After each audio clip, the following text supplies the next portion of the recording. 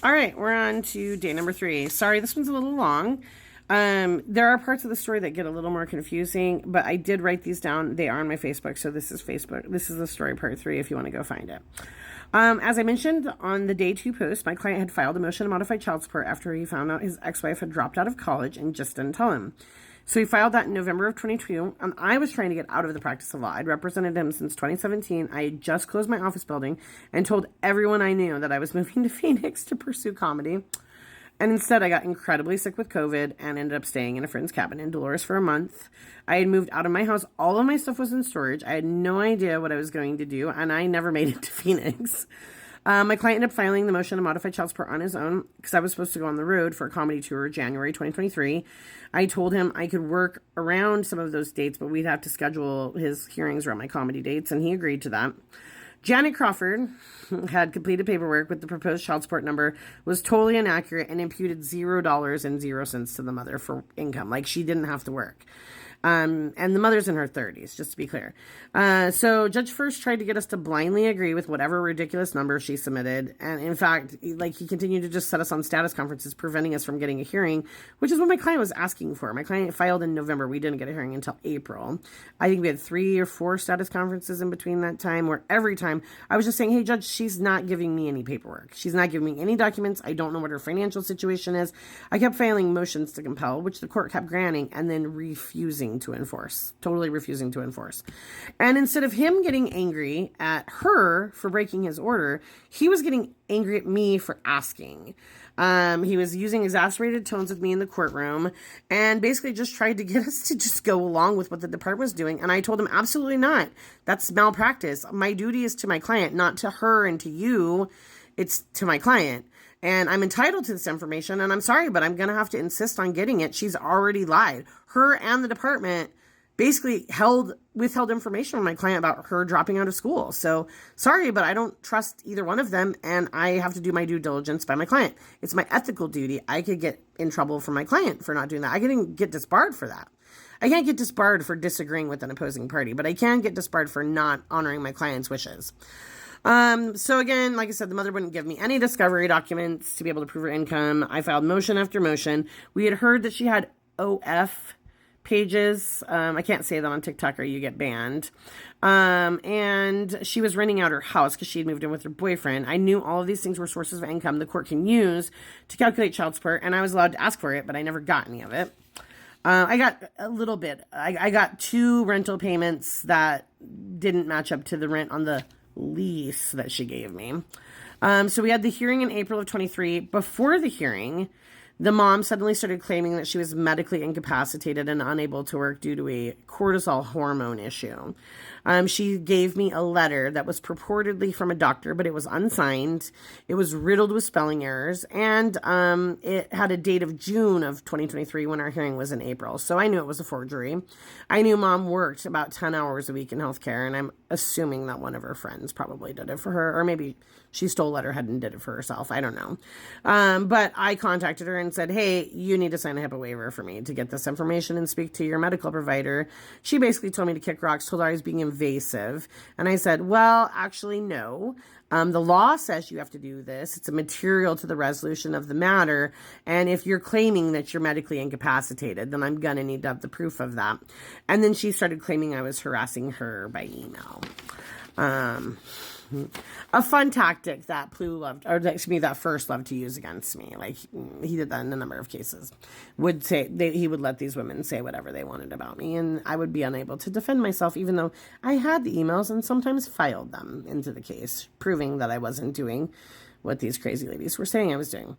Anyways, I figured the issue of alleged medical incapacity was pretty much dead on arrival until the morning of our hearing in April, when Dennis Goldbright, the county attorney, approached me and told me he was going to argue on behalf of the mother, as her lawyer, that she shouldn't have to work due to her medical needs. And I stopped him because I was pissed. And I said, are you seriously trying to tell me you, the county attorney, whose interest is representing the state and making sure that people aren't wrongfully depriving you of Medicaid and food stamps, are going to argue as her attorney that she's medically incapable of working when she's sitting right here arguing with me, giving me dirty looks, and walking around the courtroom? She's capable of working. She can do something. Who knows? Anyways, he abandoned his argument, obviously, because he knew I had him. And the mother was still allowed to make medical testimony in contravention to the rule. Judge First allowed that. He did reduce my client's child support income by some. However, he did not calculate it correctly and still favored the mother. He disregarded all evidence of the gift income, that she had gift income from her boyfriend, didn't include her rental income, didn't sanction her for failing to follow any of his orders compelling her to provide me discovery. And even though she had no medical incapacity, he still reduced her wages because of this cortisol issue, which we never heard of again after that day. Never once heard of it again after that day. Also, interesting side note, Don Wilson sat there right over my client's shoulder and intimidated him the entire hearing. Not typical for sheriff's officers to attend child support hearings, but I have my theories on why Don was there.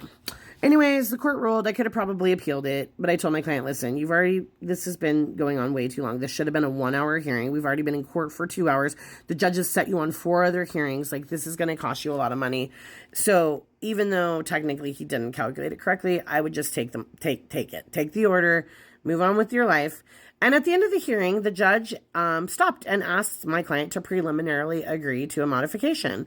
He actually asked it of me. He said, Ms. Carlson, if we let her go back to school and she finishes, would you agree that that's a good faith basis for me to just change child support without a hearing?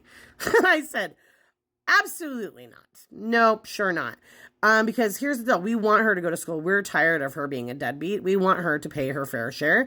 My client's tired of paying more. We want her to get her degree. I wish her the most success with her bachelor's degree once she finally gets it. That being said, this is now yet again another promise to deliver something that we're not going to receive. So here's what I'm saying.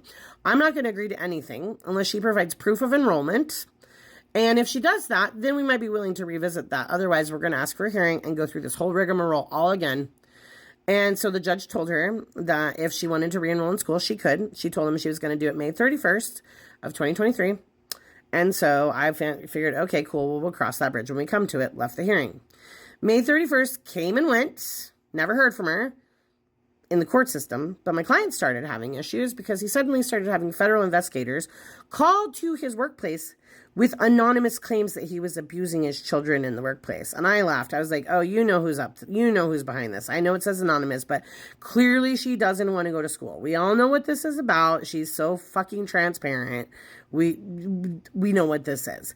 Luckily, the federal investigators found absolutely nothing, and we figured, okay, cool, that's done. But she harassed him. Well, somebody anonymously harassed him pretty much the entirety of June 2023.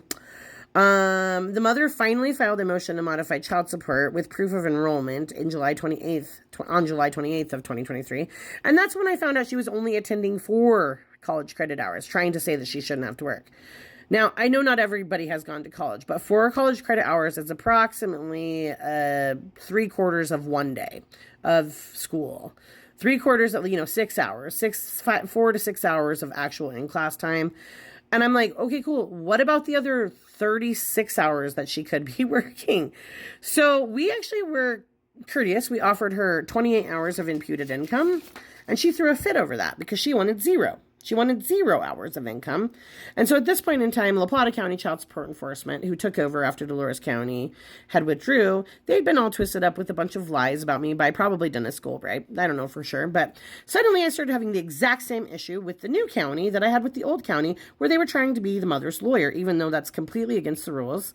And a couple of days before the court framed my client, the court ordered the mother and the department to give me certain documents that they didn't want to give me.